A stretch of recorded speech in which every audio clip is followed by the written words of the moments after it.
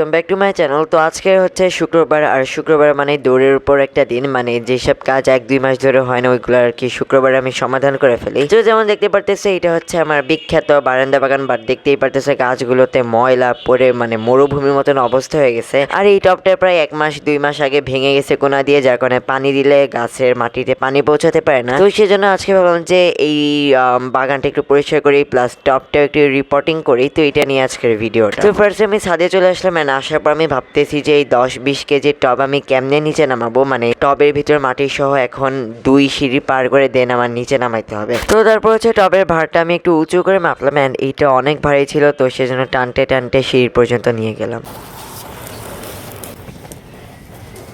তো টপটা সিঁড়ির কাছে আনার পর এখন আমার মাথা কাজ করতেছে না যে কেমনে নামাবো, কারণ এখানে মেন কথাটা হচ্ছে টপটা অনেক ভারী। তো তারপর হচ্ছে টপটা যেহেতু অনেক ভারী, তো তারপর হচ্ছে 1 সিঁড়ি 2 সিঁড়ি এমন করতে করতে একেবারে নিচ পর্যন্ত নিয়ে গেলাম।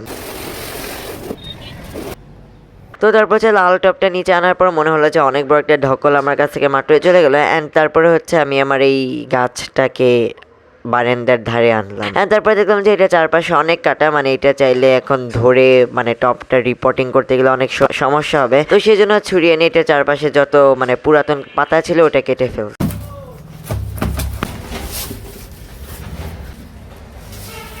অ্যান্ড তারপর হচ্ছে পুরাতন টপ থেকে যখন গাছটা আলাদা করলাম দেখলাম যে অনেক অনেক শিকড় জমে গেছে। তো এক কথায় বলতে গেলে পারফেক্ট টাইমে এটা রিপোর্ট করা হয়েছে। অ্যান্ড তারপর হচ্ছে যে লাল টপটা আনছিলাম অনেক কষ্ট করে, সেই টবের ভিতর এই গাছটা লাগাই দিয়ে চারপাশ দিয়ে মাটি দিয়ে ভরে দিলাম। অ্যান্ড দেখতে পারতেছে যে সব কিছু তো ঠিকঠাক হলো, বাট আমার বাগানের সিঁড়ি একেবারে বিশ্রী হয়ে গেছে। তো সেজন্য আবার গুছাই ফেললাম, মানে মাটি চারপাশে একেবারে ধুধু মরুভূমির মতন হয়ে গেছিল। তো সবকিছু গোছানো শেষে তো আমার এখন মাটি গোছানো শেষ হয়ে গেছে, বাট এখন এই 3-4 কেজির টব আমার ওই কোনায় এই যে এইখানে রাখতে হবে, যেটার মাঝে অনেক গাছ।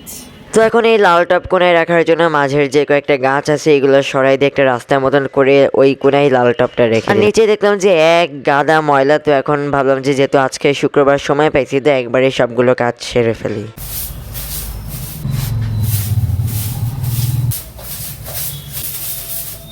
আলহামদুলিল্লাহ বাগান ঝাড়ু দেওয়ার পর মনে হলো যে এই পেরেকগুলো দিয়ে যে মানি প্ল্যান্ট ওয়ালের সাথে যে ঝুলে ঝুলে যায় না, ওটা তো আসলে আমার বাগানে হয়নি। তো বললাম যে এটা আর্টিফিশিয়ালি পেরেক দিয়ে মেরে লাগাই দিয়ে, দেখো কত সুন্দর অ্যাস্থেটিক দেখাইতেছে।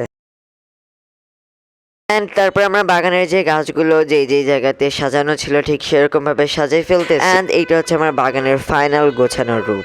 তো এখন সবই করা শেষ, এখন আমার গাছে পানি দিতে হবে।